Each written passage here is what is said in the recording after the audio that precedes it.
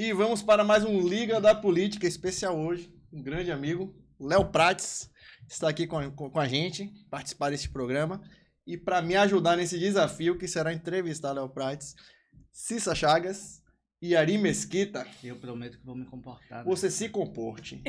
Já vou avisar logo. Já vi tanto recado que me mandaram ali no corredor. Foi tanta recomendação. Este cidadão aqui é problema. Ele vai querer ele pegar na curva. Não deixe, não. Não se engane, Não Léo, deixa, não. Eu vou chamar a dona Ana Paula. Isso. Ela mandou um recado pra você hoje. Eu vou lhe perguntar. Ele vai tentar. Não, eu tô falando dona Ana Paula, minha esposa mesmo. Então é muita Ana Paula na sua vida. Léo, aqui é tranquilo, porque tudo é política na vida. E aqui a gente fala sobre política. Mas antes de começar o programa, eu queria que você falasse como é que você começou na política. Eu queria que você conte a sua história. Porque as pessoas ficam pintando. Todo mundo conta uma história de Léo Prates. Eu quero ouvir de você. Qual é a sua história? Por que você está na política hoje? Olha, eu quero em primeiro fazer um protesto aqui à Liga da Política, porque trouxeram duas pessoas que conhecem muito profundamente a minha história, que é Paulo Maneira, que a gente militou juntos, e Cissa, que foi candidata a vereadora lá em Salvador. Com certeza. Então conhece profundamente a nossa história. Ari, nós estamos nos conhecendo hoje, mas saudar aí Ari. E eu quero dizer que é uma injustiça, porque é 3 contra 1. Eu espero ter me preparado bem. Então, assim, mas, olha, eu comecei minha carreira nos movimentos sociais, né? Eu sou oriundo dos movimentos sociais, eu venho primeiro do movimento estudantil, fui fundador do Grêmio do Colégio Marista junto com a CM Neto, que é o Colégio Católico de Salvador. Fui depois membro do diretório, fui presidente do Diretório Acadêmico de Engenharia Elétrica, o curso que eu sou formado da Universidade Federal, secretário-geral do Diretório Central dos Estudantes da Universidade Federal. Depois ingressei no movimento dos direitos da pessoa com deficiência. Logo depois, na assessoria de ACM Neto na Câmara dos Deputados, há 20 anos atrás, em fevereiro de 2003, eu assumi meu primeiro cargo público. Eu só tinha 10 anos de idade, mas a Câmara permitiu que eu fosse contratado. Em fevereiro de 2003... Trabalho infantil. Em fevereiro de 2003, eu assumi o meu primeiro cargo público como assessor de ACM Neto. E de lá para cá são 20 anos de cargo público e 10 anos de mandatos eletivos. Para resumir, eu fui vereador de Salvador por 1 mandato e meio, fui o presidente da Câmara, um dos mais jovens da história, se não o mais jovem da história da Câmara Municipal. No final do meu primeiro mandato eu já estava eleito presidente da Câmara. Depois da presidência da Câmara eu me elegi deputado estadual, fui secretário de Promoção Social e Combate à Pobreza de Salvador, depois convocado por ACM Neto para ser secretário de Saúde, fiquei os 3 anos à frente da Secretaria de Saúde, regresso à Assembleia para ser deputado estadual, fui candidato a deputado federal, me elegi deputado federal, estou aí nos primeiros 6 meses do nosso mandato de deputado federal na Câmara Federal, com essa experiência rica, agradecendo assim a generosidade de todos os companheiros da Câmara e a do povo de Salvador, especialmente do povo de Lauro de Freitas e do povo da Bahia. Agradecer a presença, né, de Léo Prates aqui no nosso podcast, saudar meus colegas Ari e Paulo, é um prazer estar aqui falando com você. E eu já quero falar um pouco aí da sua função ali na Secretaria de Saúde, né? A gente sabe que você enfrentou a pandemia como secretário e foi muito elogiado. Foi um enfrentamento realmente que não deve ter sido fácil. Você foi homenageado, recebeu pelo Conselho Estadual de Saúde homenagem. Queria saber como é que foi na prática enfrentar uma pandemia sem estar preparado para isso. Olha, veja, na verdade eu quero só fazer uma discordância em relação à palavra preparo. Deus tem os seus desígnios.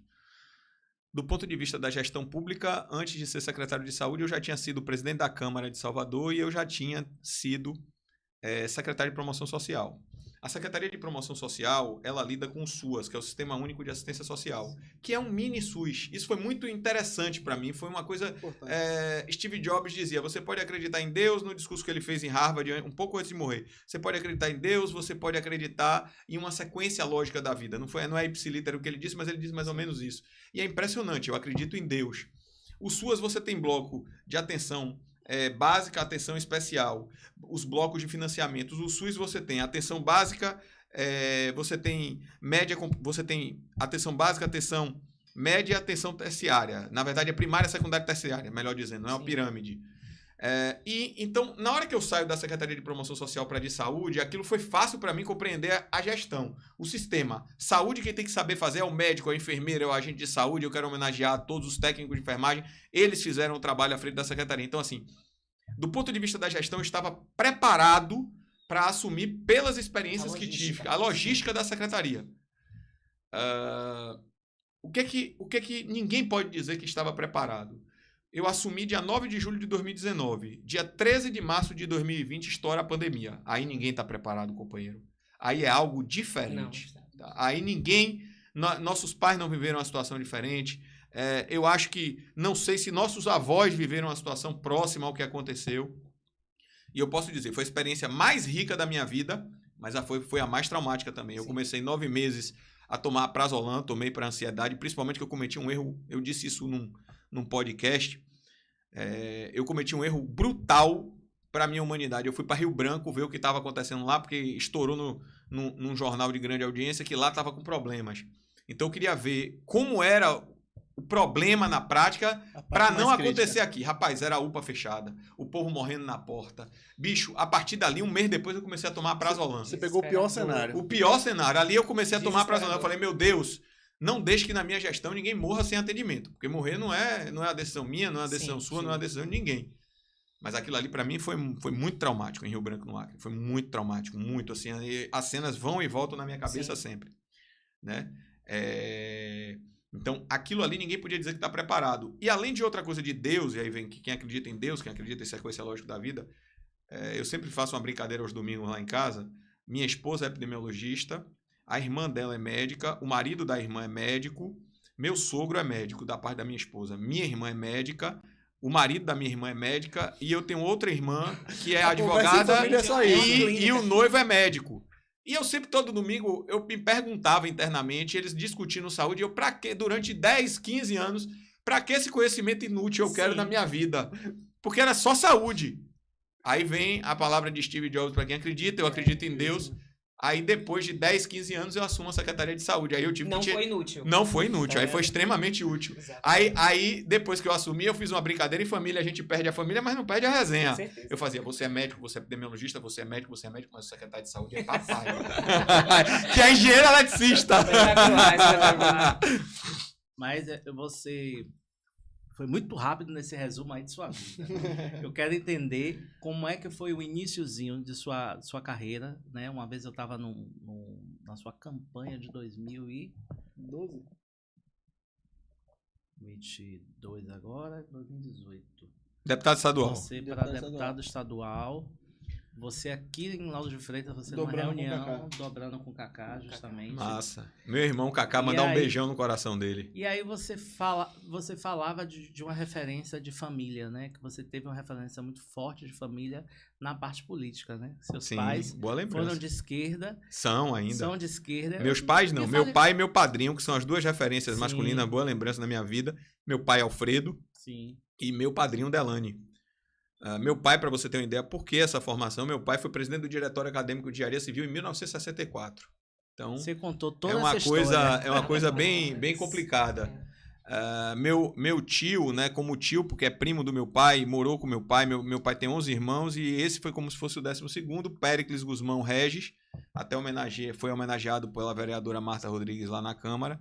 Também foi líder do governo de Pedral Sampaio, um governo naquela época de oposição aos militares. Então, há uma formação muito forte do campo humanitário. Eu não diria de esquerda, mas eu tenho uma formação muito forte no campo humanitário.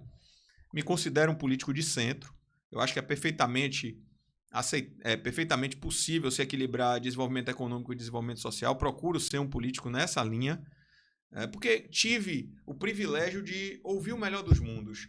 Ouvi meus pais com a formação de esquerda, ouvi a CM Neto com uma formação mais de centro-direita, né? E eu tive esse privilégio de conviver com esses dois mundos e de respeitar esses dois mundos. Eu sempre digo que se eu tivesse que odiar pessoas porque pensam diferente de mim, eu tinha que odiar meu pai e meu padrinho, que são as duas maiores referências masculinas que eu tenho na vida, e essas duas pessoas, uma das duas pessoas que eu mais amo no mundo. Então, para mim foi uma coisa importante para não só pregar a democracia, pregar o diálogo, mas exercer isso no seu dia a dia e no convívio familiar.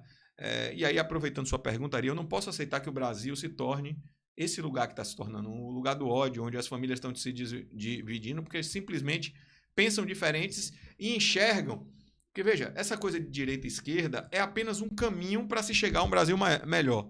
A direita pensa de uma forma, a esquerda pensa mais de uma forma, mas o caminho e o destino que quer se chegar é o mesmo. Vamos discutir se não tem um caminho do meio, por isso que eu defendo o centro. Vamos discutir para ver se não há um caminho do meio. É isso, Léo. Na verdade, eu enxergo até que é a extrema-direita e a extrema-esquerda que fazem, que esticam de fato essa corda, né? E você é muito criticado pela extrema-direita por ser de esquerda, e você é muito criticado pela extrema-esquerda por ser de direita. Como é que você lidar com isso? Eu lido muito bem, eu durmo no meu travesseiro e digo alguma coisa de certo eu tô fazendo se eu tô criticado pelos dois. Então, assim, faz parte da democracia, eu recebo as críticas com humildade, recebo também com resiliência, porque eu acho que as críticas você deve ouvir, aquelas que você considere que é adequada você tem que melhorar. Eu tenho humildade suficiente, minha avó dizia que era uma pessoa de pouco estudo, mas muita sabedoria. Sim. Só tem uma coisa, meu neto, que torna um homem inteligente em burro, a vaidade, e essa não me pega. Essa não me pega. Então, tenho humildade para saber os erros, tenho humildade para reconhecer a minha humanidade com qualidades e defeitos, erros e acertos, mas sempre procuro fazer o melhor. Eu acho que isso nos faz diferente, a sua intenção, a sua vontade. Então, ninguém pode dizer duas coisas de Léo Prates, que ele não busca fazer o melhor naquilo que ele acredita e que ele não se dedica e é focado para aquilo que ele é colocado pela população, né? Todos podem fazer críticas, inclusive a minha gestão na Secretaria de Saúde, mas ninguém pode dizer esse cara não trabalhava. Aí eu não aceito. Existiu, você pegando esse gancho da vaidade, durante o período da pandemia, as vaidades foram deixadas de lado, tanto pela Prefeitura de Salvador quanto pelo governo do Estado da Bahia. Isso não se repetiu a nível federal, mas essa união entre você e o então secretário de Saúde Fábio Vilas Boas. Fábio Vilas Boas foi muito importante nesse processo da pandemia. Mas para a execução do só me permita fazer uma correção também.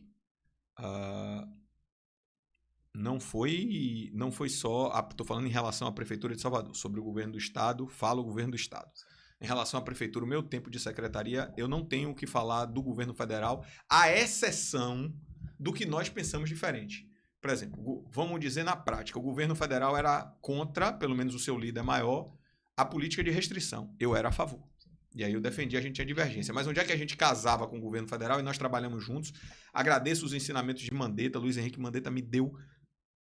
Foi quem começou a me ajudar, ele e Fábio Vilas Boas, quando eu entrei, me deu régua e compasso, disse vá, né? Porque ele era do União Brasil, partido de ACM Neto, ao qual grupo político que eu sou ligado aqui na Bahia, e Mandetta disse vá, me ajudou, não tenho o que falar. Na época da gestão de Eduardo Pacezuelo, nós recebemos um bom volume de recursos, respiradores, e esse dinheiro e esses respiradores salvaram muitas vidas, certo? Então, da parte de Léo Prates, você não vai ver uma crítica que não seja consistente e tirar o mérito de ninguém. Em 2020, o governo federal ajudou bastante na transferência de recursos. Assim como eu não posso deixar de aí reconhecer, Ari, que a decisão que nós tomamos de botar as diferenças políticas de lado. E eu tenho que agradecer, né, o atual ministro da Casa Civil, Rui Costa, e o secretário Fábio Vilas Boas, além da secretária Tereza Paim, da secretária Adélia, assim como os ministros Mandetta, Eduardo Pazuello e Marcelo Queiroga, por todo o apoio naquilo que a gente podia convergir, porque a democracia está bonita assim. Eu acho que o que a gente pode convergir, a gente trabalha junto. O que a gente tem que divergir, a gente vai divergir e vai indo pro popular, vamos pro pau, mas nas ideias, sem ofender ninguém. Eu acho que política se faz com educação, com respeito. Eu acho que foi um erro, e está provado aí com o resultado das eleições, o que foi defendido pelo governo federal em termos de ser contra a política de restrição. Que aquele momento salvou muitas vidas. Não, só vou dizer que podcast é assim mesmo, viu? Tudo ao vivo, cafezinho. Maravilha. Pode falar, Paulo. Léo, você fala muito de coincidências na vida. Essa sua experiência de dialogar tanto com o governo do estado quanto com o governo federal, hoje você vive enquanto deputado federal e você lá em Brasília, o PDT é base em governo Lula. E aqui na Bahia você participa do grupo de Neto e o PDT é oposição ao governo PT. Como é que funciona isso? Como é que lidar isso? As pessoas têm aquelas críticas que eu falo daqueles extremistas. Porque agora Léo Prates está em todos os palanques de Lula, as fotos com Lula. Você, enquanto partido, você é base do governo federal. Como é que você está jogando esse jogo aí? Da mesma forma que sempre joguei. Você deu o exemplo da Secretaria de Saúde, eu vou exemplificar.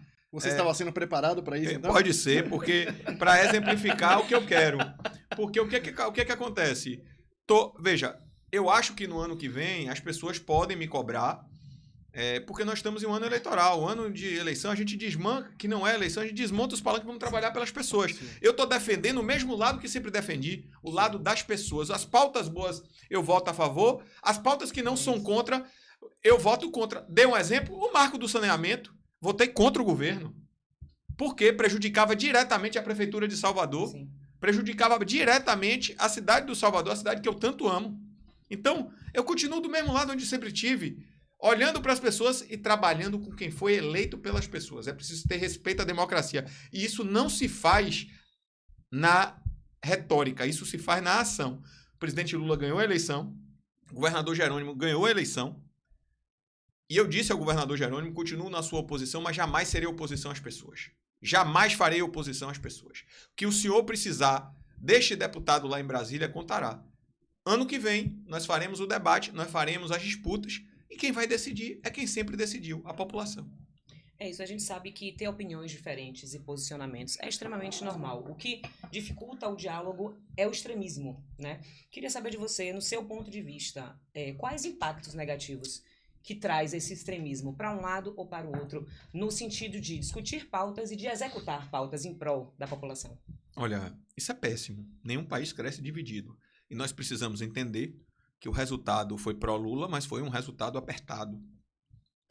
E é preciso, eu conversava inclusive com o senador Jacques Wagner, que nós temos aberto o diálogo e falado da necessidade, tanto eu quanto ele, da necessidade de nós acabarmos os ambientes de ódio e construirmos o país que nós queremos, certo? Ou o possível dentro deste momento que nós vivemos, que é um momento tenso. Eu acho que nós temos que desfocar. O que acontece? Uma vez eu fiz um pronunciamento lá e com todo o brilhantismo e toda a inteligência que tem o presidente Luiz Inácio Lula da Silva e o ex-presidente Bolsonaro, o Brasil é muito maior que duas pessoas. Sim. O Brasil é muito maior do que duas pessoas. Eu vou repetir de novo e não tenho medo das críticas, Paulo. O Brasil é muito maior do que apenas duas pessoas. Só nessa mesa nós somos 4, fora todo mundo que está trabalhando aqui.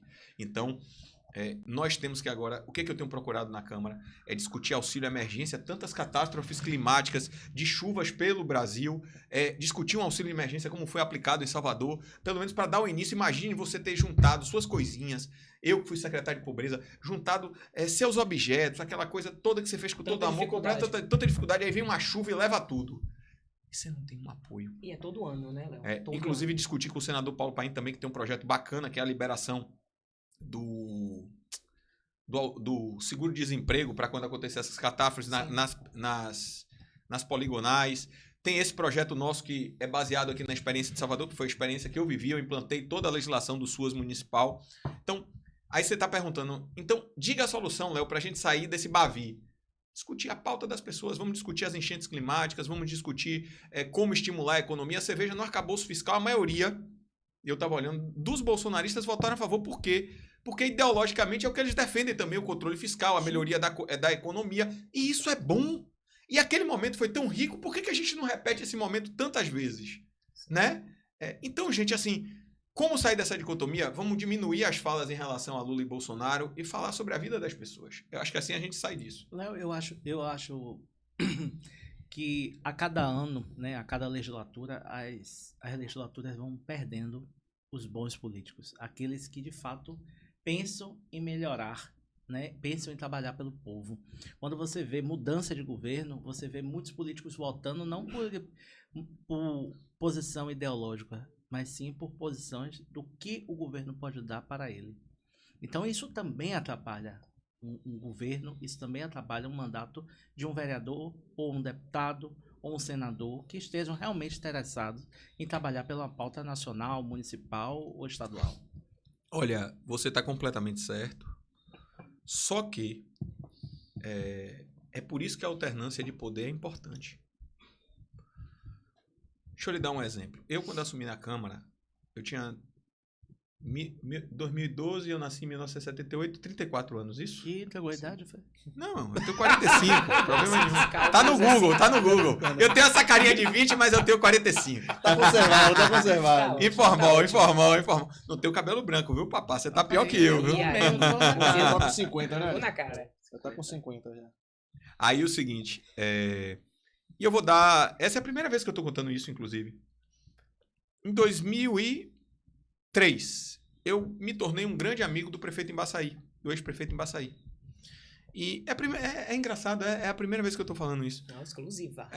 Em 2003, eu era assessor de ACM Neto, quando eu assumi, em fevereiro de 2003, mas eu já tinha uma vivência com o Embaçaí, porque a ACM Neto começou mais ou menos a campanha dele, a pré-campanha dele para a eleição, em 2001, para deputado federal. E eu fiquei responsável por coordenar Salvador. Aí, meu nome é Leonardo Prades, né? E eu comecei, essa história é interessante, aí eu comecei a ir para os eventos de Embaçaí para aprender, eu era um engenheiro indo para a política, porque pouca gente sabe, a ACM Neto em 2002 era para ter sido candidato a deputado estadual. A ACM rompe com uma série de deputados federais, ele em dezembro de 2001, ele vira pré-candidato a deputado federal, então mudou tudo. Aí Neto virou, preciso de gente de confiança do meu lado, você é meu amigo desde a infância, venha para cá, em outubro de 2002 você sai depois da eleição. Falei, beleza, porque eu não queria ser político, eu estava trabalhando naquele momento numa empresa de comunicação, e aí fui trabalhar com ele.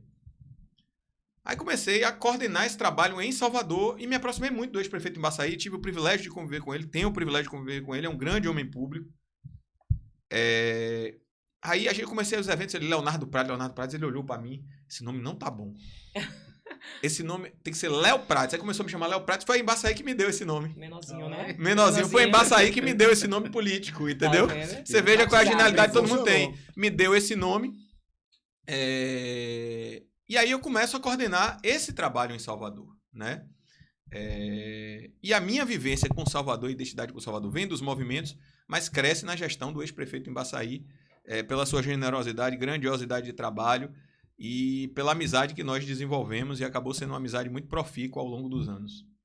Deixa eu trazer você um pouquinho agora aqui para Lauro de Freitas. Lá vem. Bota o foguinho aí, gente. Dona Ana Paula Prates, me salve.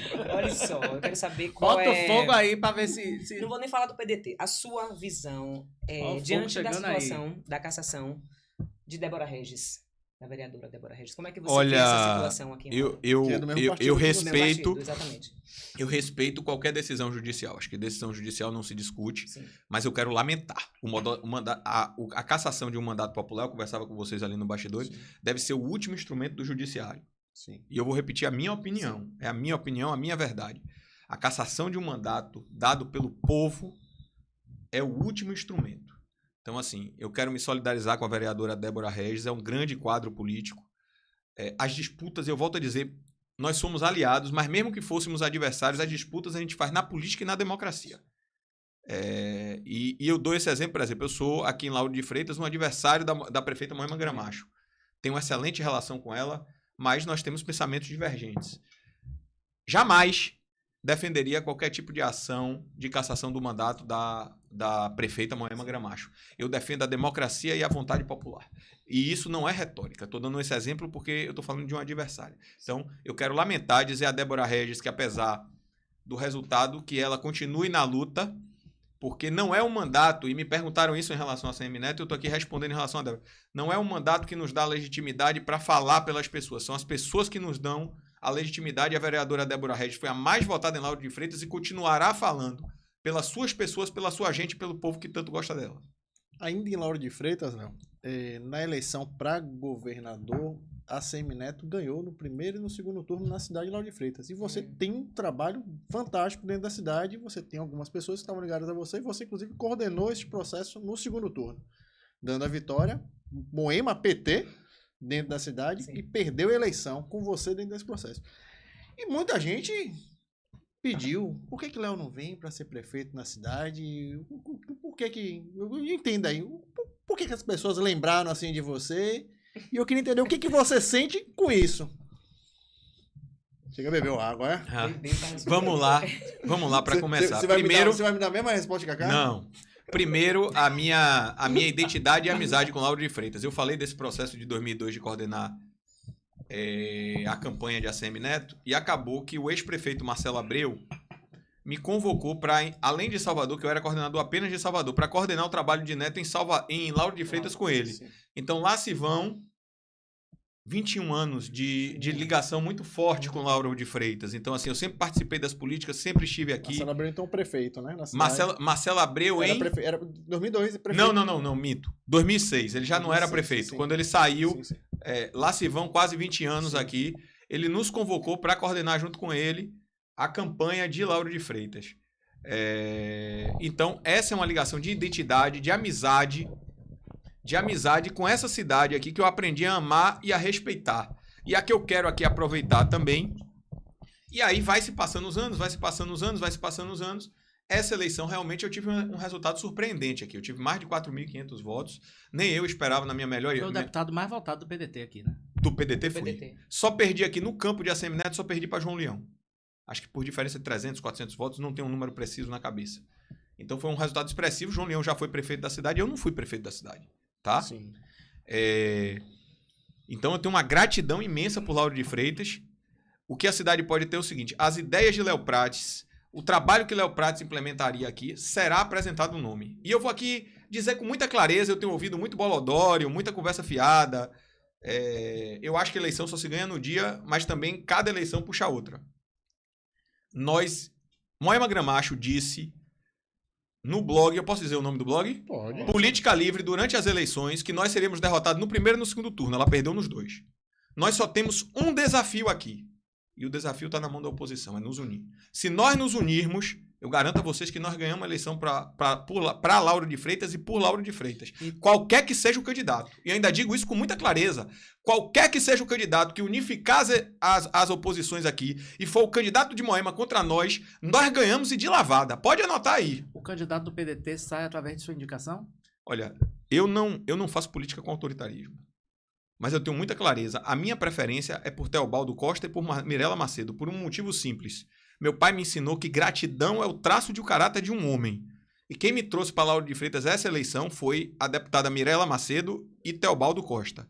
Então, a gratidão é o traço... E a mim não falta caráter, meu irmão. Podem dizer tudo de mim, mas não me falta caráter. Então, meu lado é muito claro. Independente da posição do meu partido, vou dizer com muita clareza, eu estarei com Mirela Macedo e com Teobaldo Costa.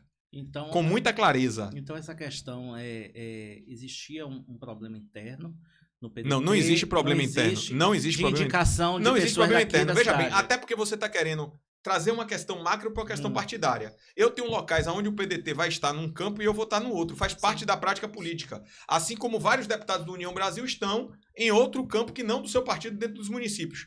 É a dinâmica da política. Nós temos uma coisa maior, que é o que eu estou tentando mostrar a vocês. Nós temos um grupo político, é o grupo de ACM Neto, que tem uma das maiores oportunidades da história de Lauro de Freitas e da história do grupo da oposição em Lauro de Freitas. Vocês falaram muito bem. Nós vencemos as eleições, nós não estamos dizendo que vamos vencer, não. Nós vencemos as eleições aqui, com Lula extremamente forte, tendo cerca de 72% aqui em Lauro de Freitas, com Jerônimo extremamente forte aqui em Lauro de Freitas, certo? Nós ganhamos do governador eleito na cidade de Lauro de Freitas nos 2 turnos. Com Moema sentado na cadeira de prefeito, que é muito forte, nós ganhamos. Qual é o nosso desafio? Como diz a música, só depende de nós, é nos unir. Como nós fizemos na eleição. Vocês já estão fazendo esse trabalho? Não, olha... Já lhe chamaram para ajudar a abraçar todo mundo? A condução, o que eu posso dizer a vocês, só para responder a sua pergunta, é que eu não serei candidato a prefeito de Lauro de Freitas. O meu sonho, com todo respeito a Lauro de Freitas, é ser prefeito de Salvador. Eu disse isso com muita clareza, porque eu aprendi na minha vida que quem não tem foco não tem caminho. Eu vim de vereador de Salvador, presidente da Câmara, secretário de Promoção Social, secretário de Saúde. Só tem um cargo na cidade de Salvador que eu não ocupei, o de prefeito. Então eu quero terminar a minha história, seja lá o dia que a cidade decidir, sendo prefeito da minha cidade. Posso até não chegar e vou continuar grato a Salvador, porque eu tenho muita humildade para saber que eu serei candidato. Isso vocês podem me cobrar. Mas a decisão é do povo, tem que respeitar. E com muita humildade, isso não vai mudar um traço do amor que eu tenho por Salvador e pela sua gente. Por quê? Um filho de vendedor de caixa de fósforo aos fins de semana de Vitória da Conquista, chamado Alfredo Prates, que veio para cá, para essa cidade, e se tornou engenheiro. chegou a vereador sem nenhuma tradição política, presidente da Câmara, deputado estadual, secretário de Promoção Social, secretário de Saúde e deputado federal, graças à generosidade da sua gente. Então não posso jamais reclamar de nada. Eu agora só tenho que agradecer e trabalhar para retribuir tudo que eles fizeram por mim. Você disse que há 20 anos, né? Mais ou menos é o seu sonho ser prefeito da cidade de Da Salvador. cidade de Salvador, desde a época de Embaçaí. Eu via Embaçaí falando, ficava admirado, um dia eu vou ser igual a esse cara. Pronto. Então, eu não vou nem dizer que se você acha que será prefeito, será Eu o serei sucessor candidato. de Bruno Reis. Não Ana O Paula. próprio Bruno Reis, olha, com muita tranquilidade, em 2028 o próprio Bruno Reis já deu declarações de que eu sendo candidato ele me ajudará. E eu confio no prefeito Bruno Reis, na sua palavra. Nós somos amigos há mais de 20 anos e ele confia em mim. Na eleição de 2024, com muita clareza, estarei apoiando Bruno Reis. Ponto. Será em 28. Eu serei candidato. Candidato. Porque, veja, é preciso ter humildade. Eu posso decidir o momento de ser candidato. Mas o povo tem o direito de escolher o que ele acha melhor para a cidade. E eu tenho que ter humildade. Eu não sou pior nem melhor do que ninguém. Eu procuro me esforçar, porque só tem um lugar que o sucesso vem antes do trabalho, é no dicionário. O resto você tem que trabalhar. E trabalho minha vida toda focado nessa direção. E meu foco é ser prefeito de Salvador. Se eu vou chegar, depende de Deus e do povo de Salvador.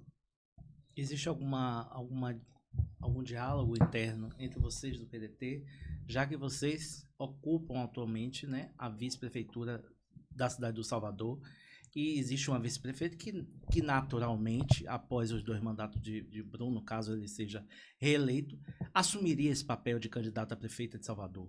Por que você Existe- fala isso? Não, naturalmente. Por que assim, naturalmente? porque Baseie em fatos Bate- a sua colocação. existe, por exemplo, Bruno Me Reis. diga, fora Bruno Reis, só uma Bruno pergunta. Reis. Agora eu vou mudar, eu posso Sim. apertar você um pouquinho. Fora Bruno Reis, Não, qual é o vice-prefeito que virou prefeito? Fale um. Mas eu tô falando de um grupo político que vocês estão mantendo. A Célia não foi porque ela descumpriu o acordo e entrou Bruno Reis. Não, mas eu quero lhe fazer outra Entendeu? pergunta. Então, seu grupo político, tradicionalmente... quer dizer, Não, tradicionalmente não. Elegeu... Célia Sacramento saiu, entrou Bruno Reis, Porque não cumpriu depois acordo. com Bruno Reis e Ana Sim, Paula. Mas aí, Ana Mas não Paula, havia nenhum acordo. Existe algum diálogo interno dentro do partido que vocês entraram num consenso de dizer assim, ó, você vai até aqui, a partir daqui, por quem mostrar que tem um potencial maior, ou aparecer nas pesquisas. Existe essa conversa? Vamos lá, em termos da sua pergunta, vamos resumir por partes. Certo.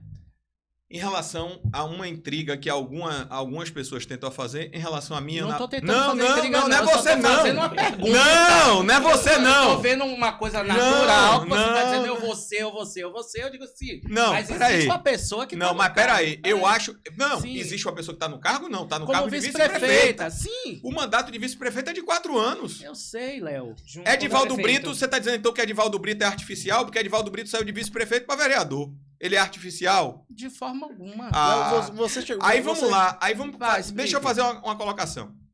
Vamos, em primeiro essa questão, a pessoa é natural desde que aquele grupamento político o coloque como natural. E o cargo é eleito para 4 anos. Assim é Bruno Reis. Por exemplo, Bruno Reis tem um mandato de 4 anos. Quem for candidato contra ele está sendo desleal com Bruno Reis? Não, senão você está sendo contra a democracia. A pessoa é vice-prefeita, o mandato tem que ser respeitado, como eu respeito o mandato da Ana Paula Matos. Apoiei a indicação dela para vice-prefeita dentro do partido, inclusive, se a justiça for feita, a aliança do PDT com o prefeito Bruno Reis foi feita por mim, pelo deputado Félix. É só vocês pegarem a história e conversarem com o presidente Carlos Lupe. Então, quem primeiro fez a aliança do PDT, assim como ajudei na construção da aliança do PV com a ACM Neto, com a Célia Sacramento, eu, Luiz Araújo, Ivanilson Gomes, você pode perguntar a André Fraga, quem estava lá costurando, assim como costurei a aliança do PRB em 2008, fui coordenador da campanha de ACM Neto, quando em 2007 a ACM morreu. Quem estava ali coordenando a campanha de ACM Neto, quando ninguém acreditava e fez a aliança com o PRB, pode conversar com ele, foi eu, Márcio Marinho, a ex-deputada Thieron. Então, todas as articulações políticas, desde 2002, quando fui coordenador político da campanha, você pode perguntar a ACM Neto, de ACM Neto a deputado federal, foi Léo Prates. Então, você tem que pegar a história para você ver o que é natural. Quem começou esse grupo político foi eu, Bruno Reis e ACM Neto. Você pega a história e o quadro. Quem não foi engenheiro, como eu disse que queria ser, e ficou, e largou sua carreira de engenharia num momento difícil, de uma série de rompimentos, foi Léo Prates para ajudar a Semineto. Estou invertendo a lógica da gratidão? Não, quem me abriu as portas da política foi a Semineto. Mas também não vou inverter a lógica do grupo. Quem começou fomos nós três, papá. Aí você me diz o que é natural. Estou falando para a sucessão. Agora, bora conversar da parte que você quer. Em relação a Ana Paula Matos, é um lugar para 10 partidos, mais ou menos. Estou dando um número. Quem decide qual a melhor formação da chapa será o prefeito Bruno Reis. Se for Ana Paula Matos, apoiarei Bruno Reis, apoiarei a chapa, ficarei feliz, ficarei tranquilo, estou muito bem como deputado federal. E estou à disposição do meu grupo. Não tenho apego a cargos. Dei o exemplo na Secretaria de Saúde. Quando fiz a aliança com o PDT, faço justiça com o prefeito Bruno Reis. Quando fiz a aliança com o PDT, eu e o deputado Félix, ninguém faz nada sozinho, foi muito com a participação do deputado Félix. Quando fizemos a aliança com o PDT, o prefeito Bruno Reis disse, você é o meu preferido. Aquele momento, a gente nem estava discutindo o nome de Ana Paula Matos para não dizer que teve disputa Bolodório. Em 29 de maio de 2020, foi o auge da pandemia. Em 30 de maio de 2020, eu sou muito bom com data. Em 30 de maio de 2020, eu estava na sala do prefeito Assemineto. A decisão é sua. Meu prazo de desincompatibilização era 2 de junho de 2020 para cargo majoritário. Foi o dia mais duro da minha vida. A decisão é sua, mas a gente precisa de você na Secretaria de Saúde. E eu não podia botar a minha ambição pessoal acima da vida das pessoas. Então, o que eu posso responder a você é o seguinte, com minha biografia, o que minha cidade precisar não será a minha ambição pessoal, nem a minha projeção. Não tenho apego a cargos. O que eu disse em relação a Débora Regis, eu digo em relação a mim. O que me legitima é o amor das pessoas e eu quero continuar merecendo ele. Léo, você chegou a ser cogitado para o cargo de prefeito em 2020? Chegamos a ser cogitado numa coisa. Olha, temos que ser, Bruno e temos que ser João muito Roma, franco. é Mas nós temos. Não, João Roma naquele período não. Não? Não, 2020 foi eu e Bruno. Mas temos que ser franco. Ali estava tudo desenhado para um caminho que eu seria vice-prefeito trazendo o PDT, que não era um caminho fácil de se fazer naquele momento. Sim. Numa articulação muito difícil que foi feita, inclusive muita conversa. Eu, Félix, o presidente nacional, Carlos Lupe, eu me filiei ao PDT no dia 11 de fevereiro de 2020. Vocês vejam assim, tem um amigo meu que brinca que eu tenho memória de delator. No 11 de fevereiro de 2020, nós fizemos a aliança, fizemos o acordo. Qual era o acordo? Léo Prates bota o nome, Bruno Reis bota o nome, quem tiver melhor é o candidato a prefeito e quem não tiver é o vice. Lógico que eu sabia que minha tarefa era inglória, Bruno já era vice-prefeito, secretário, e que aí sim, o caminho natural era dar Bruno Reis.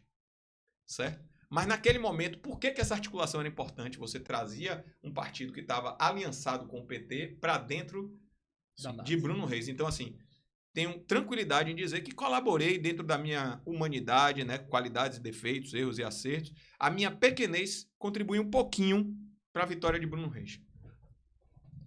Léo, é perceptível, né? Você fala muito em democracia, isso é muito importante. Eu queria saber de você, honestamente, como é que vocês receberam a vitória do governador Jerônimo Rodrigues? Com humildade e tranquilidade, eu estava na casa de ACM Neto, a gente desceu logo depois falando... Você estava com ele na hora dele? Nós descemos, conversamos com a imprensa e foi... Olha, em 2007, eu vou dizer mais uma vez essa passagem aí, que é uma passagem muito histórica, estava eu, Neto e Bruno, pensavam que a gente tinha acabado para a política. Se você pegar os jornais, Paulo Maneira lembra, tinham pensado que a gente estava destruído. Em 2008 nós voltamos candidato a prefeito, ficamos em terceiro lugar, destruído. Em 2012 nós vimos e ganhávamos. Tem uma frase política antiga que diz o seguinte, o fundo do poço de político tem mola, irmão. A gente volta. Sobe. Então, assim, e mais uma vez para refletir, para falar, e Ari, entenda, eu não quis em maneira nenhuma falar de sua pergunta nem de nada, mas eu vi na oportunidade de responder. Ana Paula Matos me apoiou para vereador em 2016, me apoiou para deputado estadual em 2018, em 2022 ela apoiou o deputado Félix, mas tranquilo, porque está dentro do nosso campo político e dentro do nosso processo. Tenho admiração por Ana Paula Matos, tenho um carinho especial, porque a gente está no mesmo grupamento, acho ela uma grande mulher, mas eu volto a dizer, os mandatos são de 4 anos, inclusive o meu de deputado federal. Então, assim, se alguém no grupo quiser ser candidato a deputado federal, tá querendo me prejudicar, não, é um direito legítimo da pessoa. Isso quer dizer o quê? Nós nos respeitamos, nós nos gostamos, e volto a dizer, não tenho nenhuma obsessão por ser vice-prefeito. Nenhuma obsessão, tá? Se o grupamento político estiver precisando e querendo a minha participação, participarei, inclusive sendo nada. Inclusive da torcida, onde já joguei por diversos anos.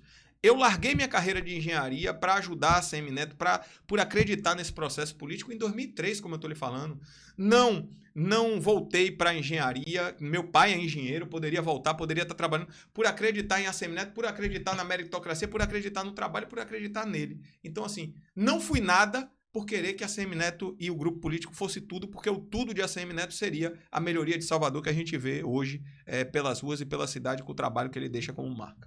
A gente vê que você foi uma pessoa muito importante nesse processo da campanha de Assemineto, principalmente nas últimas eleições. O que você identifica, né, as falhas de uma campanha, né, que você diz assim, poxa, poderia ter feito diferente nisso?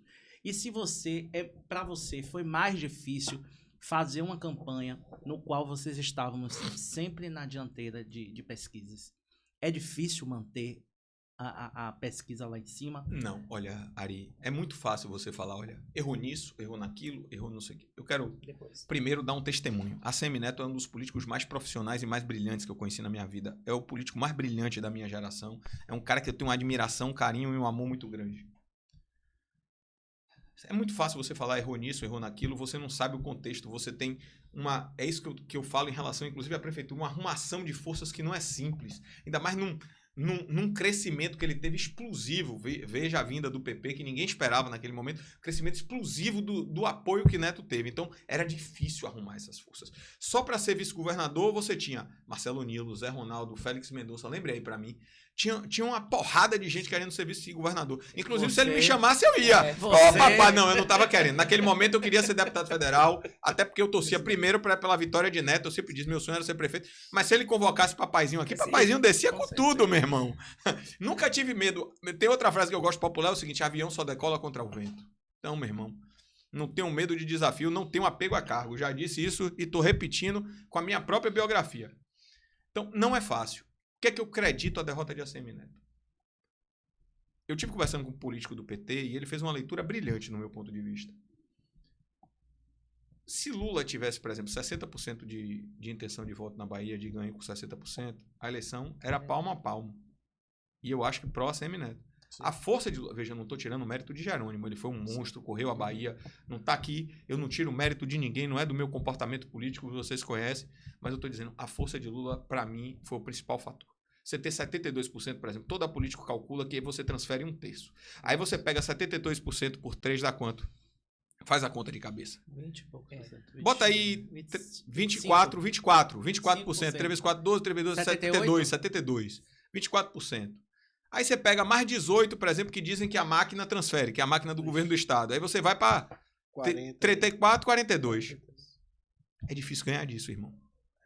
Então, precisava ou que a máquina do estado não transferisse tanto, que isso é difícil, porque eu estou dando taxas e números que normalmente as pessoas citam, que teóricos citam. Então, como a transferência da máquina é difícil você tirar, você precisava pelo menos que Lula tivesse um número menor na Bahia, né? Então, esse é o principal fator. Não adianta a gente ficar com bolodório, com não sei o quê. E outro fator, e a coisa do Jerônimo se mostrar um bom candidato. Bom governador ele vai ter que mostrar agora, mas ele foi um bom candidato. Correu tudo, foi esforçado, foi dedicado. Então, assim, não estou para tirar mérito de ninguém. Você acha que, só pegando esse gancho, que a demora de posicionamento de Neto em relação aos presidenciáveis pode ter influenciado em alguma coisa?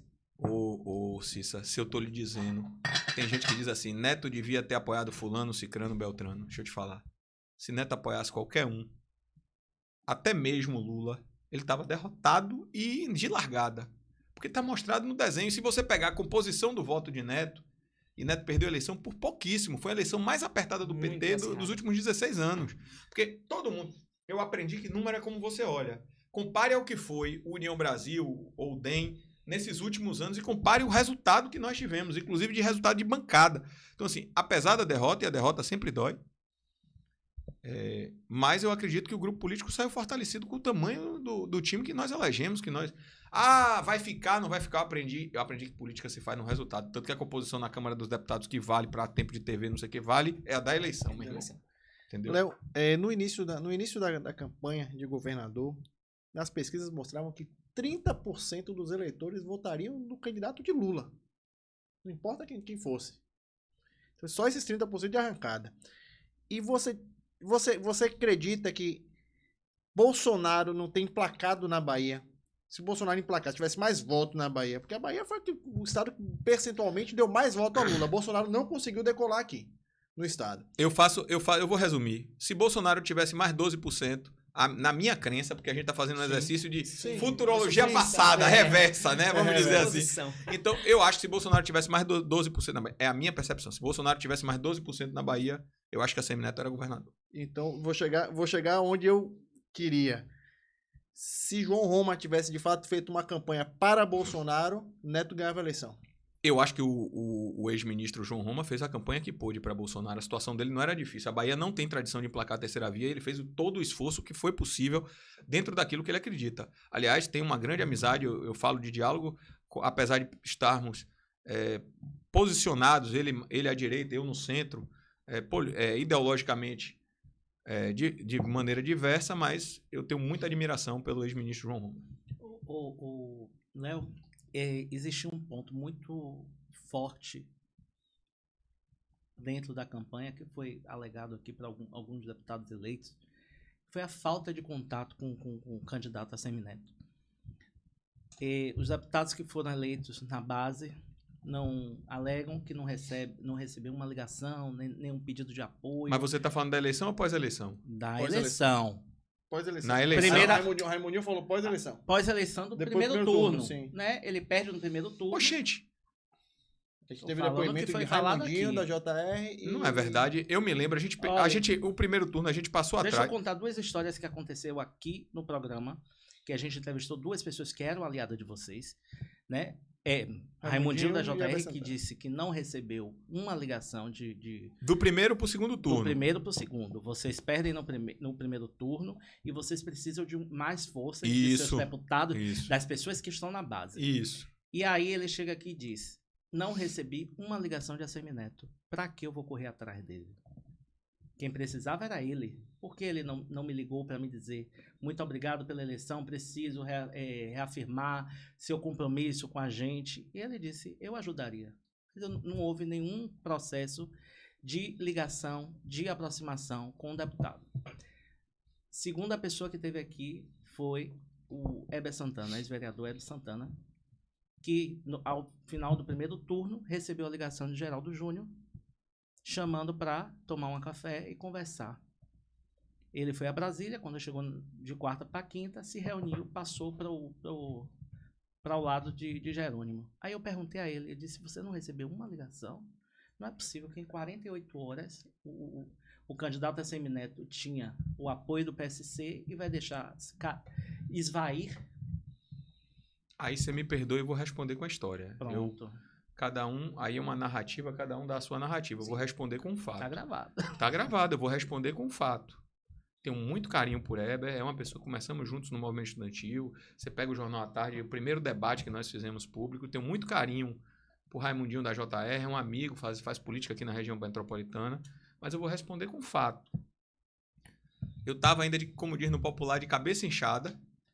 Recebi uma ligação, era domingo de noite. Na segunda, você pode pegar históricos, tem foto, deve estar no meu Instagram também. Na segunda de manhã, pós-eleição, entre o primeiro e o segundo turno, foi convocado todos os deputados da coligação, meu irmão. Todos! Vou repetir, todos! Para a Semineto fazer um apelo. Inclusive, ele chegou, botando energia, botando calor. Depois, foi feito um evento, cerca de uma semana depois, no centro de convenções, e todos foram convidados que estavam na coligação. Aí... eu vou te dizer, inclusive essa reunião foi reservada, Raimundinho se elegeu deputado, foi reservada no comitê de Assemineto na segunda de manhã. Aí eu não posso responder. A Assemineto estava pessoalmente conversando com cada deputado. Todos. O outro lado da história. O outro lado da Aí história. eu não posso falar sobre o telefone de ninguém, mas falar sobre os fatos políticos. E veja, aí nós temos que dizer com a verdade. Então, pessoas aqui que conhecem política. Mesmo que eu tivesse desligado o telefone chateado no domingo, na segunda de manhã, tava um monte de mensagem falando sobre a reunião de Assemineto, até porque todos os grupos... Por exemplo, eu tenho um grupo em Brasília, é bancada do PDT na Câmara. Registrado lá. Tá registrado lá. Então, hoje o WhatsApp é uma ferramenta que fica lá registrada. Comprovado. Não posso falar sobre ninguém. O que eu posso lhe dizer é que na segunda de manhã, logo depois, o domingo de eleição do primeiro turno, e isso está gravado, documentado, provado, houve uma reunião com todos os deputados eleitos pela coligação de ACM Neto. Esse que vos fala, inclusive, estava lá. E o PSC? Todos os deputados foram convocados. Todos os deputados foram convocados. Eu estava no grupo. Todos. A reunião, você não precisa acreditar em mim, não. Eu não tô dizendo acreditar, não, meu Deus. Não, você não precisa acreditar em mim, não. Você não precisa acreditar, não. Vê aí que tava lá na reunião o celular de João Leão, ou o Instagram de João Leão, o Instagram. Vamos falar dos políticos daqui de Cacá Leão. Você pode perguntar a Cacá Leão se essa reunião houve ou não houve. E havia inúmeros deputados, inclusive nós estávamos, porque foi uma surpresa muito grande, o tamanho do resultado daquele primeiro turno. O que me deixa... Eu me lembro, eu estava sentado, estava o deputado Dal pode lhe dar o testemunho do meu lado. Eu lhe disse, eu tenho memória de delator. Estava sentado do meu lado. Memória, eu ainda refiz essa pergunta umas 3 vezes. Não te ligou? Não. Não te procurou? Então você vai mudar a pergunta. Você não foi convidado para a reunião da segunda-feira. Mas a reunião, eu não sabia que havia reunião. Até então, não havia. Houve a reunião com todos os deputados eleitos, inclusive o objetivo, a ACM Neto falou, era motivar a turma, que a gente não tinha perdido nada, que Deus tinha dado a oportunidade a gente de ter o segundo turno e que a gente ia pra luta. E foi informação geral, de repente ele queria uma informação pessoal. A pessoa Não, ligar pra ele Queria um pessoalmente, afago pessoal. não? Mas, peraí. É isso, Peraí. Vamos lá. Às vezes Quantas é a pessoas... vaidade, Peraí. às vezes não é a vaidade, não Léo. sei, não sei. Não posso responder, não vou responder por ninguém. Foi geral, foi no grupo, é? Foi dos deputados eleitos. Por Sim, exemplo, mas fez um grupinho de WhatsApp, mandou um disparado. Não. Ou foi, por exemplo, ou foi Léo Prates ligando, ou alguém que lhe Olha, auxiliasse ligando. eu recebi... Queremos agradecer, porque foi o que foi dito aqui. Não recebi nenhuma ligação Mas peraí. Vamos falar duas coisas diferentes. Sim. Em relação após segundo turno, eu não sei te falar. Primeiro turno. Pronto, entre o primeiro e o segundo turno, foi feita uma liturgia que sempre fez. As convocações, inclusive para visita aos municípios, eram feitas por uma estrutura de coordenação de campanha de ACM Neto. Todos fomos convocados. Chegou lá, eu sou testemunha ocular. ACM Neto falou no geral e saiu pegando na mão de cada deputado e pedindo que cada deputado fosse a seu. Você tem que ver assim, ACM Neto é uma pessoa numa campanha macro dessa. Então, ele ficou lá o tempo que foi necessário, inclusive eu falei nessa reunião com ele. O tempo tava Marcelo Nilo também, fez um depoimento bom naquela reunião. Mas isso não seria um fato de você pegar para você, Léo, como coordenador de campanha. Eu não era coordenador de campanha de ACM Neto, eu só era candidato a você, deputado. Léo, sim, mas você, Léo, como aquela pessoa que sempre ajudou, e levar e dizer, ó, Neto, aconteceu isso.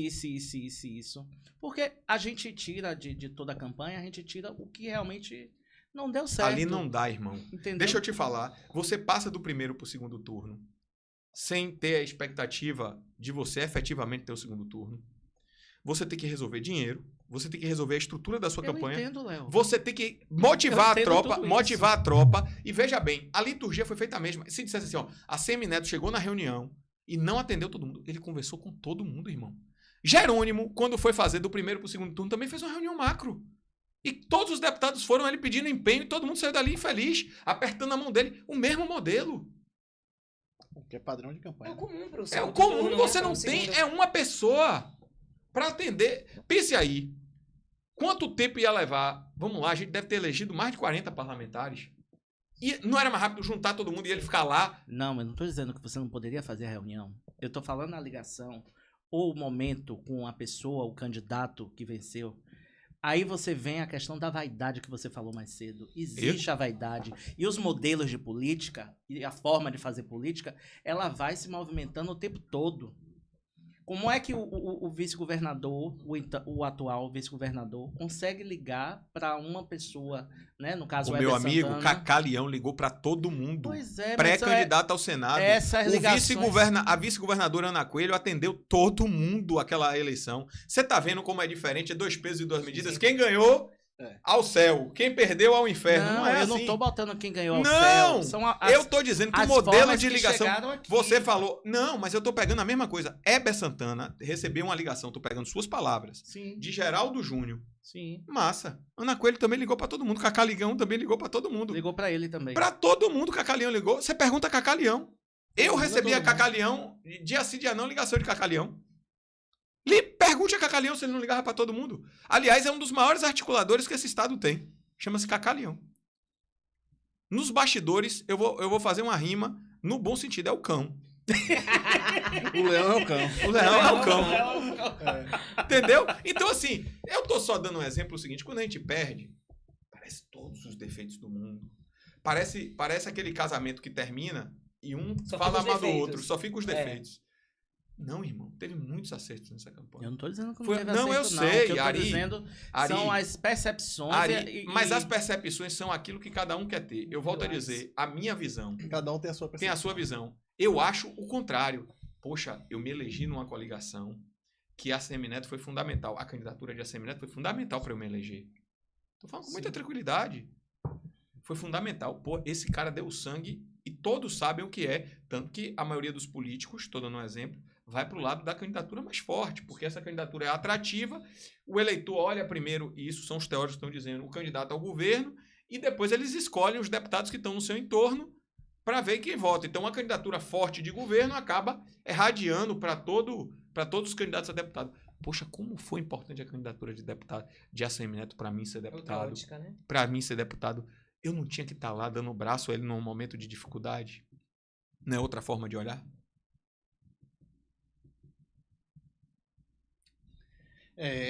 Ó, um Vamos silêncio lá. aqui. E- É o silêncio, eu tô ouvindo ele Tá ouvindo, falar. né? E Eu o tô futuro ouvindo de ele falar. Neto? Neto voltou a aparecer, voltou a caminhar agora. Como é que tá esse papo você com o Neto? O que você enxerga Excepcional. de Neto pensando Olha, em futuro? eu enxergo- Até porque você já viu o Neto de 2008 para 2012. Eu acho, Não tem noção. veja, nós já tivemos, e assim, sou muito grato a Deus de ter me dado essa oportunidade, eu volto a dizer, de ver os dois mundos. Eu volto aqui a dizer, Ari, não tá nenhuma crítica aqui às suas perguntas, Não, nenhuma de forma crítica alguma. a quem quer que seja, eu tô dando a minha visão daquele momento. A história é contada pelos historiadores com a visão de cada um, somado. Eu tô dando a minha visão, e também não vai a demérito a Raimundinho da JR, que eu volto a dizer, é um cara que eu gosto muito, a Heber, que é um cara que eu tenho uma profunda amizade. Tô lhe dando a minha visão daquele momento. É a minha visão, a minha verdade, não é a verdade absoluta. Como eu disse, eu não tenho vaidade. Você estava perguntando, Paulo, desculpa. O futuro de Neto. Vamos lá. Como é que tá Neto? O nosso futuro é sempre onde nós estivemos. Eu volto a dizer, nós começamos a fazer política, vamos dizer, partidária em 1999, sem mandato. Ficamos até 2002 sem mandato. Então, a primeira coisa, eu volto a reafirmar o que disse antes a vocês. Não é o mandato que nos dá legitimidade. São as pessoas que nos dão a legitimidade para estarmos falando por ela. E a Semineto tem a legitimidade das pessoas e tem a legitimidade de um grupo político que ele ajudou a eleger. Inclusive esse que vos fala, que é um deputado liderado dele. Então a Semineto vai continuar fazendo o que faz sempre na vida, com brilhantismo, com inteligência, que é fazer política. Ele está lá na Fundação Índico, está ajudando nas decisões do União Brasil, como secretário-geral do União Brasil, colaborando com as pautas do país e colaborando conosco aqui com os ensinamentos que ele tem muito nessa vivência que ele teve. Eu sempre brinco, quando eu estava tirando o tampo do dedo jogando bola no asfalto, a Semineto estava correndo no Palácio de Ondina, então aprendeu muito, sabe muito sobre as vivências do poder, nos ajudou, revelou toda uma geração. Eu quero chamar a atenção, independente de você gostar ou não de ACM Neto, mas eu quero lembrar, revelado para a vida pública, Guilherme Bellintani, Silvio Pinheiro, eu, Bruno Reis, Pablo Barroso, quer dizer, toda uma geração de políticos de 40 anos. Sim. Me dá aqui, hoje, que ocupou algum mandato, um político de 40 anos do outro campo. Me dá um. Tô perguntando a Ari, que é uma pessoa... Você tá me perguntando? Me dá um. Eu agora tô mudando a pergunta, me dá um. Não tem. Jerônimo tem 57 anos. Então, eu tô lhe dizendo a importância de ACM Neto para a política de Salvador e da Bahia. Eu sou uma revelação de ACM Neto, tenho humildade para dizer. Eu comecei como entregador de panfleto em 1994, na campanha de Paulo Souto, do PFL Jovem. Então, assim, a gente não pode resumir a história em uma eleição. O legado de ACM Neto, seja para Salvador, seja para Bahia, com esses quadros que estão aí, é muito maior. Independente do lado que esteja. João Roma é uma revelação de ACM Neto. Sim. Por mais que ideologicamente ele tenha feito outro caminho, e é um direito, mas é uma revelação. Sim. Trabalhou, nos ajudou, construiu um projeto político conosco. Mas eu estou dando um exemplo, quer dizer, olha a importância que tem para a Bahia a própria ascensão de ACM Neto. Léo, você é engenheiro de Eletricista, formação, isso. de outra formação. E você disse que entrou na política para apoiar a ACM Neto. Quando foi que o bichinho da política te mordeu, que você quis galgar um cargo público? Tá vendo Em que... que momento? Tá vendo Parou que de esse- Já que você é bom Parou de de entregar datas. o panfleto. Parou de e- entregar o panfleto. Você Sim, falou, eu vou minha falar foto vai sair nesse panfleto. nesse panfleto aqui. Olha, na verdade, eu Você nem que é tinha, bom de eu nem datas. tinha esse interesse, assim, de ser candidato. Eu vou contar a história aqui, que acho que Paulo sabe dessa história. Eu estava me preparando em 2002, como o Neto chega em outubro de 2002, Neto chega e fala, olha, você não vai poder sair. Naquela eleição, Neto foi o político da história do carlismo. Naquele momento, Antônio Carlos ainda estava vivo. Foi mais votado em Salvador, ele teve mais de 100 mil votos. Ele, você não vai poder sair, você coordenou minha campanha em Salvador. E meu avô tá pensando aí, talvez eu ser candidato a prefeito. E tava naquela discussão com o Embaçaí, né? Estamos falando da eleição de 2003, 2004. 2004. Acabou sendo César Borges aquela eleição. Foi. Aí eu resolvi ficar. Ele falou, olha, tá vindo a eleição. Você fica aqui. E depois que passar 2004, você vai ocupar um cargo na Secretaria de Energia, que era Heraldo Tinoco. Eu preciso que você fique aí pelo menos até 2004 para ver o que vai acontecer. Aí eu comecei a coordenar a pré-campanha junto com a mãe dele, Dona Rosário, que faz aniversário amanhã. Quero mandar um beijão. É minha segunda mãe, faz aniversário amanhã aqui em Salvador. Então, dizer a ela que estivemos, estamos e estaremos sempre juntos. Começamos a coordenar esse trabalho. Acabou não dando certo. Eu assumi a coordenação de César Borges. Ele me pediu, fique mais um pouco. Quando eu assumi a coordenação de César Borges, ele pediu para ficar mais um pouco para coordenar o trabalho dele para 2006. E aí, já feito o acordo, depois da minha reeleição, você prepara alguém, aí entrou um companheiro chamado Ricardo Oliveira, você prepara alguém, você sai e vai para a Secretaria de Minas e Energia. Acontece que, como eu disse, Deus tem os seus desígnios, no meu entender. Em 2006 a gente perde a primeira eleição para Jacques Wagner. Aí não deu para eu ir para a secretaria, acabei ficando na assessoria dele, momento difícil. 2007 a ACM morre, eu queria voltar para a engenharia elétrica, a ACM morre, fica mais difícil ainda, eu não podia largar um companheiro, um amigo, um irmão na estrada, nem a mãe dele, a quem tenho toda a deferência, e aí eu fiquei. Em 2010, 2008 a gente perde a eleição, 2010 Bruno Reis é candidato a deputado estadual. E aquele período, eu não sei se você se lembra, 2008, eu fiz a transição entre a candidatura de Neto e o apoio ao ex-prefeito João Henrique, porque foi João Henrique contra Walter Pinheiro. Isso. E acabou que me fortaleci muito e politicamente para Salvador, e a ACM Neto me pediu para ficar, a gente acabou ajudando aí. Elege Bruno Reis. Bruno Reis, quando se elege, ele foi naquele momento muito generoso. Bruno começa a botar na cabeça de Neto que eu tinha que ser candidato a vereador, porque o DEM naquele momento não tinha mais um vereador na cidade de Salvador, tá? A gente tá falando de um momento muito difícil do DEM, nenhum. Tá falando de 2010, nenhum vereador. E uma história muito interessante é que em 2003 para 2004, como eu disse, Embaçaí gostava muito de mim, Embaçaí queria que eu fosse candidato, 8 vereadores se reuniram, foram Antônio Carlos Magalhães e disseram que se Antônio Carlos me lançasse, eu rompia com ele. Aí eu recuei, só fui candidato 8 anos depois, em 2012. Tô contando porque essas coisas dos bastidores pouca gente sabe. Né? Aí, 2010, Bruno se elege, 2011 começa o aperto na minha mente. Quando teve um problema, eu agradeço a ele, é uma pessoa que eu gosto muito, Agenor Gordilho. Eu vinha de uma militância no movimento da pessoa com deficiência. Agenor Gordilho começa a ter alguns problemas de saúde, graças a Deus está bem até hoje, e se retira da política. O pessoal do movimento vem a mim, você vai ser nosso candidato. Aí a mãe de ACM Neto se juntou, todo mundo se juntou na pressão. Acabou que era para eu ser o primeiro suplente ou terceiro colocado do DEM, eu fui o mais votado do DEM naquela eleição. Eu tive 6.787 votos e me elegi vereador em 2012. Então veio de uma conjuntura de fatores que acabaram me levando para a política. A eleição de Bruno Reis, a questão da saída de Agenor Gordilho, aqueles momentos da vida ali que você diz assim, ó, Deus quis que seu caminho junta num caminho só. O DEM não tem nenhum vereador na cidade de Salvador naquele momento. Aí acabou elegendo eu, Tinoco e Vado Malassombrado. E você foi eleito deputado estadual, mas você entrou tomou posse, botou um bocado de projeto na casa e saiu para ir para a prefeitura. Fui para a Secretaria de Promoção Social. Me fale um pouco sobre esses projetos que você fez aí. Jornada meteórica aí. Foi fantástico. Já chegou, primeiro dia já botou um bocado de projeto. Porque assim, é uma casa... Eu já cheguei, é isso que pouca gente sabe. Lá na Câmara Federal tem a mesma pergunta. Como Deus me deu essa oportunidade de ser legislador por 6 anos na município de Salvador, você já chega com a visão. Então, por exemplo, vou dar aqui, a lei de tombamento histórico de Salvador é minha. Não sei, o que deu certo em Salvador você trouxe pro estado. minha, feita com o Carlos Amorim e com a ex-vereadora Andréa Mendonça. A relatoria do Plano Diretor de Desenvolvimento Urbano da cidade de Salvador, hoje vigente, é minha. Então, assim, eu tive uma experiência muito rica no Legislativo. Então, quando eu cheguei ali, eu já sabia mais ou menos como funcionar. Como eu cheguei na Câmara Federal, claro, por exemplo, o trabalho na Câmara é mais hierarquizado.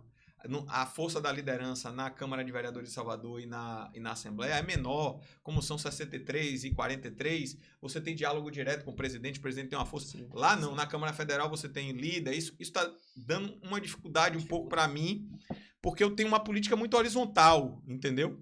Então, para mim, tá difícil a adaptação nisso, mas mesmo assim eu acho que a gente tá indo bem. Eu tenho dificuldades com a cidade, eu sempre digo, meu melhor dia é quinta-feira, quando eu volto para Salvador. Mas o trabalho eu amo. Né? Eu sou oriundo do Legislativo. Claro que eu ganhei projeção pelo Executivo. Acho que essa formação de engenheiro... Mas, assim, eu sou oriundo do Legislativo. Então, assim, para mim foi muito bacana, muito fácil chegar lá e legislar. Agora mesmo. E ver os bons projetos, por exemplo. Eu fui o primeiro deputado a abraçar o projeto do deputado Pompeu de Matos, do PDT do Rio Grande do Sul, que torna a síndrome de Tourette, é a síndrome que está acometendo o Lewis Capaldi, pessoa com deficiência. E acabou que ganhou essa comoção e a gente está lá para votar. Já entrei com requerimento de urgência, o partido já apoiou. Como diz no popular, já estou fazendo meu furdunço. Entendeu? Entendeu? Então, assim, você tá ligado, porque hoje, por exemplo, você tem que estar ligado, você estar antenado nos movimentos sociais. Essa semana eu não posso lhe dizer o que é, porque se não dá entrada, daqui a pouco vem um dono da matéria. Eu vou dar entrada num projeto aí que vai mexer com a causa animal. Como diz no popular, eu vou meter todo, meu irmão. Oxi, menino. Lá ele, diga aí. Entendeu? Maravilha. Então, assim, nós estamos dando entrada essa semana. Então, assim, eu gosto do Legislativo, eu gosto de formular, eu gosto de legislar. O Executivo me realizou enquanto ação. Mas, assim, o Legislativo lhe dá matérias que ficam para o sempre. Por exemplo, quem tira de mim esse título que a Lei de Tombamento Histórico de Salvador é minha? Ninguém. A lei é minha. Então, essa marca na cidade eu já deixei. Sim. Tem a emenda também, Léo, que garante o Wi-Fi. É isso? Eu fiz a emenda do Minha Casa Minha Vida. A gente tem, por exemplo, eu fui em Feira de Santana e como é bom você estar antenado com as pessoas. Eu fui em Feira de Santana até com o ministro Rui, com o governador Jerônimo, e com o ministro Jader, fui convidado pelo ministro Jader para ir lá no lançamento do conjunto Minha Casa Minha Vida. Lá em Feira de Santana. E eu vi a área remota, é uma área bem afastada, porque precisa de terrenos grandes. E hoje todo mundo sabe a dificuldade, a informação é poder. Sim. E para a educação, a importância da educação digital. Como é que você faz isso sem infraestrutura? Então, a gente fez esse projeto, foi abraçado pelo governo, quero agradecer ao governo federal, a seus articuladores, foi abraçado. E nós fizemos também uma emenda que ampliou Minha Casa Minha Vida para os pequenos municípios, porque antes menos de 50 mil habitantes não podia. O que você olha? Como você olha, basicamente para seu internauta entender, não o déficit habitacional de uma cidade, mas de uma região. Aí facilita. Eu vou lhe dar até uma dica que você está lá no... É bom. Você tem mania de coçar a orelha igual a mim, viu? Essa mania eu também tenho, esse tique. Existe um problema muito sério com Minha Casa Minha Vida, que eles estão construindo em locais, né, de difícil acesso. Isso, né, isso porque precisa de terrenos muito grandes. Só que no projeto não inclui escola. Mas hoje inclui escola e de creche. Saúde. Escola, creche e posto de saúde. Creche, hoje exige. Saúde. Hoje... Na MP que saiu, exige. Na nova. exige. Mas na antiga não. Não sei. A nova na exige. Na antiga não. Eu fiz parte da comissão e você exige hoje. E precisa, é uma coisa que poderia inserir outros. Inclusive outros, o projeto... Um CRAS. Eu posso lhe mandar a MP... Inclusive, o projeto trata de uma lei municipal isentando imposto, trata de uma série de coisas. E essa MP, ela adapta para os antigos? para que se Não, construa? ela só vale a partir de agora. Por exemplo, os antigos, o Wi-Fi que eu estou exigindo, Sim, não vai é ter. pra agora. Tanto que entraram, Vitor tá aqui, meu assessor de imprensa, entraram na minha rede e disseram, meu conjunto não tem. Aí a gente teve que explicar, entendeu? Só se É voltar porque no hoje tempo. Mas todo é mundo quer. fundamental, né, Eu, Léo? inclusive, fiz uma indicação, tô dizendo aqui a vocês. A gente já deu entrada, né? Posso falar? Eu fiz uma indicação. Pode, porque o programa vai ser Eu fiz depois ao ministro Ela vai botar Haddad Vitor lá. uma indicação. Eu fiz ao ministro Haddad uma indicação para a criação de um programa de financiamento de celular, de smartphones mais baratos para a população mais pobre. A gente vê falando em carro e hoje é muito mais importante para um jovem ter um celular onde ele possa sim. ter acesso à informação. Informação, E aí é tudo. importante a gente construir essa coisa. E o Ministério das Comunicações, a gente está até fazendo estímulo, até parabenizando o ministro Juscelino, que é do União Brasil, tem um programa de colocação de Wi-Fi gratuito em áreas remotas. Então, assim, tem que também intensificar essa coisa da infraestrutura de inclusão digital. Então, aí vem os desígnios de Deus. Eu sou engenheiro eletricista, ênfase Olha em isso. telecomunicações. É fundamental, né? O advento da internet. Você sabe que pode chegar lá, né? O advento da internet traz não é luxo, né? É estudo, é até marcação de consulta. Você consegue muitas Claro, vezes, então tudo. é fundamental. Tudo. Hoje em dia você paga Léo, e seu contas, faz mandato? coisa. E seu mandato lá em Brasília, como é que tá hoje? Como é Tá que- bem, como é a gente tem, por exemplo, em números, para lhe resumir, eu participei de 65 votações nominais, está lá no link da Câmara. Vou pedir até a Vitor que depois mande para vocês o link. Nós participamos de 62 reuniões de comissões, para vocês terem uma ideia, eu só perco para Márcio Marinho, né? Eu procuro ser um cara bastante ativo. Estamos participando de 3 comissões permanentes, da Comissão da Saúde, que é nosso como da Comissão dos Direitos da Pessoa com Deficiência, e da Comissão de Minas e Energia. Nós ainda temos, eu estou pegando os parâmetros de avaliação da Câmara, 7 projetos relatados já, né? Eu tenho 13 pronunciamentos da Câmara, então não serei da bancada do silêncio. Tenho 13 pronunciamentos da Câmara, então assim, eu acho que, claro que o mandato é muito mais do que números, mas eu acho que num momento como esse, na internet, que tem que ser uma comunicação rápida, eu acho que a gente está indo muito bem, claro que eu ainda tenho muito a aprender. Eu quero aqui agradecer em nome de todos os colegas, em nome de 2 figuras que têm sido muito generosas comigo, que é o deputado Elmar Nascimento, que é líder do União Brasil, e a deputada Lídice da Mata, que é a coordenadora da bancada da Bahia. Eles têm sido, em nome deles, eu quero agradecer a todos os colegas, sintam-se abraçados, têm sido extremamente generosos. Por exemplo, vocês estavam falando aí, eu me dou bem com o Elmar, eu me dou bem com Lídice, eu me dou bem com Alden, eu me dou bem com Roberta Roma. Então, assim, eu procuro ser um cara, eu acho que mesmo adversários políticos podem ser amigos. Eu tenho muitos amigos no governo do PT, tenho muitos amigos que fazem política em outros campos que não o meu e que eu tenho profunda admiração, né? Alden mesmo, nós estávamos conversando aí sobre a questão da Guarda Municipal de Salvador. Ele está fazendo um trabalho muito bom em relação à Guarda Municipal de Salvador. Quero mandar um abração para ele. E é o que eu volto a dizer. Dele, né? É uma pauta dele. É o que eu voltei a dizer, volto a dizer antes. Acho que se a gente conversar mais sobre pauta e menos sobre pessoas, a gente vai chegar a algum lugar no nosso país. Léo, E esse é o objetivo da política, né? É você fazer a política com um diálogo mesmo e sempre respeitando, né? com certeza. Sem as vaidades. Voltando um pouquinho, você enquanto secretário de saúde, queria saber se você teve Covid, como é que foi Nunca isso? tive. Não teve? Você Nunca não chegou a tive. pegar? Eu brinco com Dona Ou Ana foi No seu time assintomático. também. Eu também não tive. Nunca tive Covid. Não tive. Mas eu tenho uma cenas. Agora, você nunca disse, você testou? Eu testei, eu Ou foi testava você toda testou, semana, velho. toda Você semana. tinha que Eu testar. testei toda 4 semana. vezes. Ou fui Eu assintomático. E eu ainda lhe mando os resultados. É. Ó, teve uma vez, estava todo mundo desesperado, quero mandar no início da pandemia. Nós estamos falando de março de 2020, não tinha vacina, nada. Teve uma determinada UPA que os profissionais estavam com medo. Eu desci com toda a minha equipe, quem trabalhou pode lhe dar esse testemunho, e fiquei sentado na UPA o dia inteiro. Pegou minha mulher, meus 2 filhos, meus sobrinhos, minhas Equipe de irmãs, trabalho sempre minhas pegando. irmãs. E papai não pegou, teve que sair. Inclusive, isso está documentado. Quando eu voltei para casa, eu fiz uma comemoração que eu tava. Criou também. saudade danada. Eu não peguei em 2020, eu trabalhava com o Teobaldo Agora, também é o seguinte. E eu estou dizendo aqui, até parabenizando aí a Secretaria de Saúde, que está trabalhando muito para manter os níveis de vacinação. Tá vendo aí que suas falas não são verdadeiras? Vamos lá. Tô perturbando ele, tô perturbando ele. Tem que dizer que Aí não o dá pra seguinte, você. Aí o seguinte, Eu já tomei todas as doses que poderia. E se tiver mais dose, eu 15 tomo, viu, doses. companheiro? Não, eu também eu sou tomo. 10. Eu sou desse, meu irmão. Entendeu? Aí todo mundo fica falando, veja bem. Não tem problema com a agulha. Eu Olha, vejo duas discussões que são, pra mim, muito rasas. Por exemplo, você sabe o efeito que isso vai ter no seu corpo lá na frente? Eu nem vou discutir as Vira defesas jacaré. técnicas, nem vou discutir as defesas técnicas que eu poderia Embasamento fazer. científico. Eu vou fazer um raciocínio cartesiano, tá? Que é um raciocínio matemático. E vai ter amanhã sem ela? Aí eu vou. A segunda coisa que dizem, inclusive eu fiz esse debate na Câmara dos Deputados, na Comissão de Saúde, viraram assim: a vacina não salva, a vacina diminui a disseminação. Oi. Aí eu parei, respirei, peguei o microfone, olha. Eu vou responder como engenheiro de saúde, porque a pessoa era médico, o deputado era médico. Eu vou responder, isso está nos anais da O que Câmara. choca mais ainda é médico ter uma... Mas aí uma veja, atitude dessa. aí eu falei, vamos então agora, doutor, falar sobre o sistema, que esse eu conheço, o sistema de saúde, o Sistema Único de Saúde. Esse eu conheci, 3 anos trabalhando, agradecendo mais uma vez a generosidade do profissional de saúde. Vou pegar a sua fala, pensamento cartesiano. Se reduz a disseminação, todo sistema tem uma capacidade.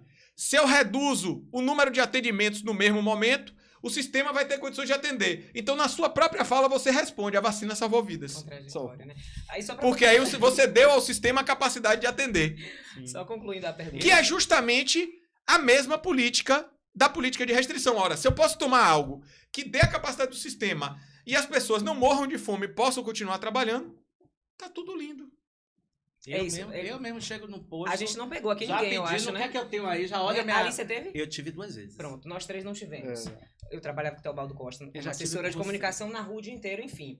Queria saber de você, qual foi o momento mais desesperador, que você até parou e fez assim, agora eu acho que vai 29, acontecer algo não. pior. Aí eu vou veja. Cadê o Teve calendário? vários A momentos data? complicados, mas assim.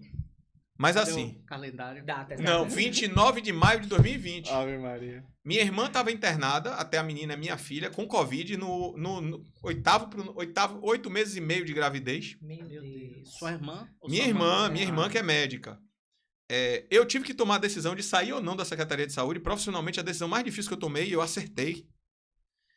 E, para completar, eu estava fora de casa. Porque meus filhos estavam com Covid. Então, assim, não tem momento igual para você. Imagine você tomar uma das decisões mais Fora difíceis de em sua casa. família. Sem poder. Sua irmã sofrendo e você não poder estar lá. Realmente, muito Então, assim, a Secretaria de Saúde me fez aflorar como ser humano. Nem eu sei como eu aguentei. realmente. Eu Uma sentava no hotel e começava a chorar. Não tenho nenhum problema com chorar, companheiro. Uma coisa é Entendeu? você ajudar a ver aquela... Eu ver o chorei várias desespero vezes de- na televisão. de hein? perto. Zero. Outra coisa é quando acontece dentro Quando de é casa, você. né? Não, e a hora que a gente E aí eu ligasse volto a dizer, aquele erro que eu cometi de ir para Rio Branco, rapaz. Ô, Léo, e você Eu não Ô, Léo, dormia todo dia, não, meu você irmão. dormia enquanto secretário, porque de manhã Não, você olha, tava na eu TV, de noite conversei com tava- ele. Olha, você tá pegando uma passagem também interessante. Eu não me lembro a data, essa data eu não me lembro com precisão. Mas eu fui para Fortaleza. Já falhou aí.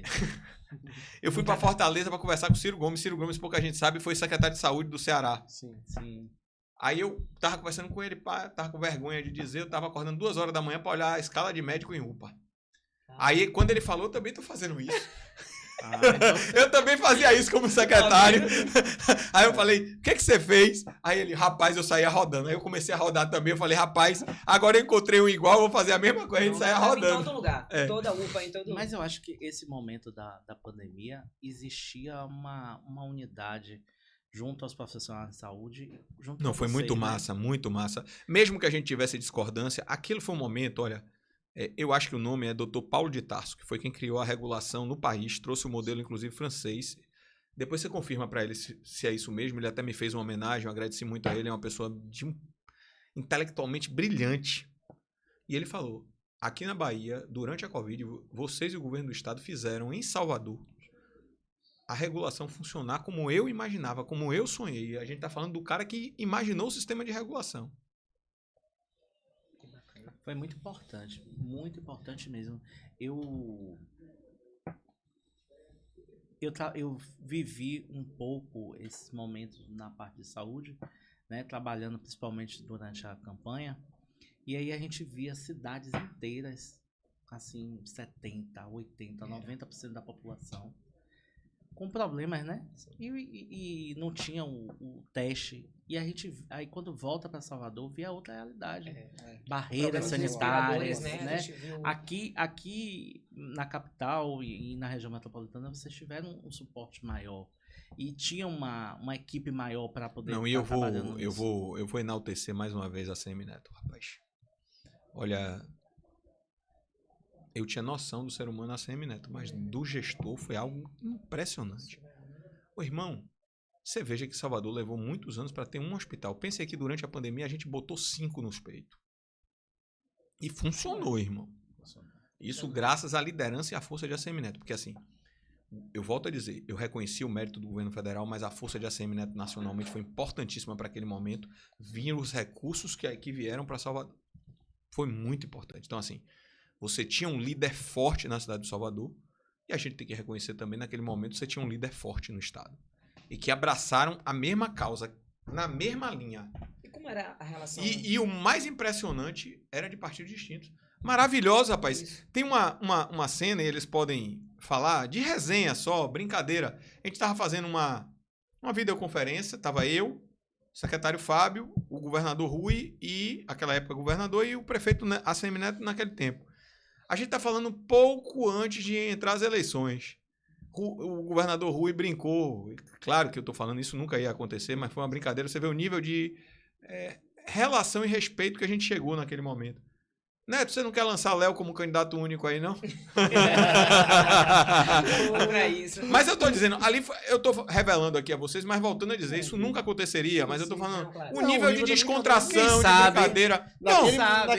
Naquele momento de brincadeira, de descontração que estava aquele momento. Eu estou dando esse exemplo assim.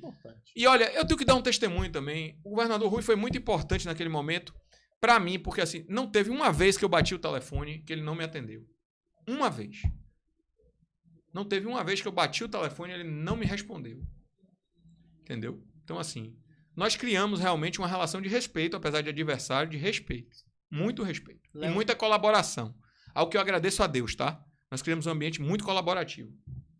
Mas, meus amigos, chegamos na parte mais chata do programa. Que é o quê? Que é quando ele acaba. Oh, meu Deus. Ari ainda tava querendo me apertar, sem me abraçar. Eu já vi que ele é o polêmico. Já tava preparado.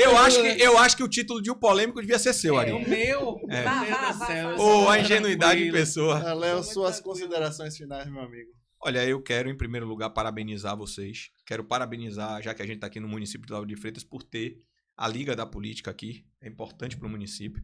A você, Paulo Maneira, a você, Ari, a você, Cissa. O meu mais profundo muito obrigado. Dizer que aqui estão expressas as minhas opiniões. Eu não sou dono da verdade, eu volto a dizer com muita humildade. Mas é a minha verdade, pode não ser a de todos. Mas o que todos podem ter certeza é assim, nunca faltou a este parlamentar dedicação e transpiração para melhorar a vida da população e nunca faltou boa intenção. Posso até errar, mas sempre querendo o melhor para as pessoas. Então eu quero a vocês externar a minha mais profunda gratidão e dizer que estou sempre à disposição, mas eu tenho que vir aqui no dia que tem que ser apertado, porque a Ari aperta, viu? Aperta. Mas a carinha, né? Beijo a todos, boa noite, tchau, tchau. Valeu, boa noite, tchau, povo.